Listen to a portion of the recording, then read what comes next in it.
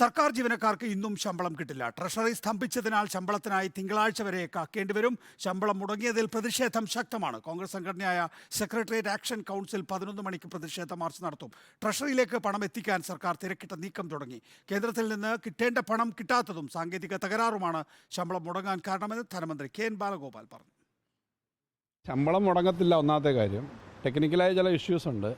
അവരുടെ പ്രതിഷേധം നല്ലതാണ്. ഞങ്ങളും ഡൽഹിയിൽ ഇപ്പോൾ പോയി പ്രതിഷേധിച്ചിട്ട് വന്നതാണ്. ഈ പ്രതിഷേധം രാജ്ഭവൻ്റെ മുന്നിലോ അല്ലെങ്കിൽ കേന്ദ്ര ഗവൺമെൻറ് ഓഫീസിന് മുന്നിലേക്ക് ഒരുമിച്ച് പോകാൻ നമ്മൾ തയ്യാറാണ്. ഈ ശമ്പളമോ പെൻഷനോ ഈ മാസം ഈ ദിവസങ്ങളിൽ കിട്ടേണ്ടത് കിട്ടാതിരിക്കില്ല. അത് പറഞ്ഞു കഴിഞ്ഞാൽ അത് കിട്ടുമെന്ന് തന്നെയാണ് അർത്ഥം. ആദിൽ പാലോട് വിശദാംശങ്ങൾ. അതിലെന്താണ് സാങ്കേതിക പ്രശ്നം പറയുന്നത്? കഴിഞ്ഞ ദിവസം ട്രഷറിയിലേക്ക് 4000 കോടി എത്തിയിട്ടുണ്ട്. അത് ലഭ്യമായി എന്നുള്ളതല്ലാതെ അതിൻ്റെ സാങ്കേതികമായ വശങ്ങൾ നമുക്കറിയില്ല. അതെങ്ങനെയാണ് ധനമന്ത്രി വിശദീകരിക്കുന്നത്? സർക്കാർ വിശദീകരിക്കുന്നത് ചില സാങ്കേതിക പ്രശ്നങ്ങൾ എന്ന് പറയുമ്പോഴും കൃത്യമായൊരു വിശദീകരണം നൽകാൻ അവർക്കും കഴിയുന്നില്ല എന്നുള്ളതാണ്. അടിസ്ഥാന പ്രശ്നം പണമില്ല എന്ന് തന്നെയാണ്. സാങ്കേതിക പ്രശ്നം എന്ന് ന്യായീകരിക്കുകയും വിശദീകരിക്കുകയും ചെയ്യുന്നു എന്ന് മാത്രം. 4000 കോടി രൂപ കേന്ദ്രത്തിൽ നിന്ന് കിട്ടേണ്ട വിഹിതം സംസ്ഥാന സർക്കാരിന് ലഭിച്ചിരുന്നു. മാർച്ച് മാസം എന്നുള്ളത് വലിയ ചെലവുകളുള്ള മാസമാണ്. പലതരത്തിലുള്ള പണച്ചെലവുകളുണ്ട്. ഇതിനിടെയാണ് മാസത്തിൻ്റെ ആദ്യ പ്രവൃത്തി ദിവസം തന്നെ സാധാരണഗതിയിൽ സർക്കാർ ജീവനക്കാർക്ക് ശമ്പളം നൽകേണ്ടത്. അതിന് ശമ്പളത്തിനും പെൻഷനുമായി 5500 കോടി രൂപയാണ് വേണ്ടത്. ഈ തുക പൂർണ്ണമായി കണ്ടെത്താനായിട്ടില്ല എന്നാണ് നമുക്ക് മനസ്സിലാക്കാൻ കഴിയുന്നത്. അതുകൊണ്ടാണ് ഒരു തന്ത്രപരമായി ഈ കാര്യത്തെ സർക്കാർ കൈകാര്യം ചെയ്യുന്നത്.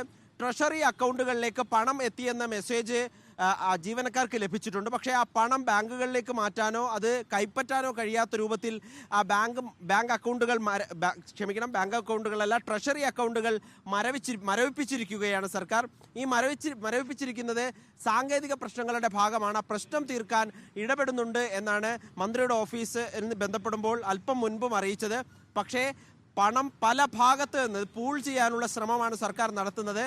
എന്നാൽ മാത്രമേ ഇന്ന് വൈകിട്ട് നടക്കില്ല. ശനിയാഴ്ച ആയതുകൊണ്ടും നാളെ ഞായറായതുകൊണ്ടും 2 ദിവസം പണം കിട്ടില്ല എന്ന ഏകദേശ ധാരണയിലേക്ക് എത്തുന്നു. തിങ്കളാഴ്ചയാകും സർക്കാർ ജീവനക്കാർക്ക് പണം കൈകളിലെത്താൻ, ശമ്പളം അവർക്ക് എടുക്കാൻ കഴിയുക എന്നുള്ളതാണ് ഒടുവിലും ലഭ്യമാകുന്ന വിവരം. ഇതിൽ പ്രധാനം സർവീസ് സംഘടനകളുടെ പ്രതിഷേധമാണ്. സർവീസ് സംഘടനകൾ കോൺഗ്രസിന്റെ സെക്രട്ടേറിയറ്റ് ആക്ഷൻ കൗൺസിൽ എന്ന കോൺഗ്രസിന്റെ സംഘടന 11 മണിക്ക് സെക്രട്ടേറിയറ്റിലൂടെ പ്രതിഷേധം നടത്തുമെന്ന് അറിയിച്ചിട്ടുണ്ട്.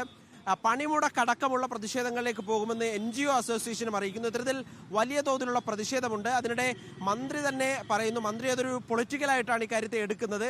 ഈ സമരം നടത്തുന്നവരൊക്കെ ഏതെങ്കിലും കേന്ദ്ര ഓഫീസുകളുടെ മുന്നിലാണ് സമരം നടത്തേണ്ടത് എന്നാണ് രാവിലെ കെ എൻ ബാലഗോപാൽ റിപ്പോർട്ടറിനോട് പ്രതികരിച്ചത്. ചവറ ജയകുമാർ NGO അസോസിയേഷന്റെ സംസ്ഥാന പ്രസിഡന്റ് പറഞ്ഞത് ഒരു പ്രഖ്യാപിത പണിമുടക്കിലേക്ക് പോകേണ്ടി വരുന്ന ഒരു സ്ഥിതിയിലേക്ക് കാര്യങ്ങൾ പോവുകയാണ് എന്നുള്ളതാണ്. കളിപ്പിക്കുകയാണ് സർക്കാർ ജീവനക്കാരെ സർക്കാർ എന്നും ആക്ഷേപിക്കുന്നത്. ഏതായാലും സർക്കാർ ഇന്ന് വൈകിട്ട് എങ്ങനെയെങ്കിലും പണം കൊടുക്കാനുള്ള ശ്രമം നടത്തുന്നു. അത് ലഭ്യമാകാനുള്ള സാധ്യത കുറവാണ്. തിങ്കളാഴ്ച വരെ സർക്കാർ ജീവനക്കാർ ശമ്പളത്തിനായി കാത്തു നിൽക്കേണ്ടി വരും. നികേഷ്.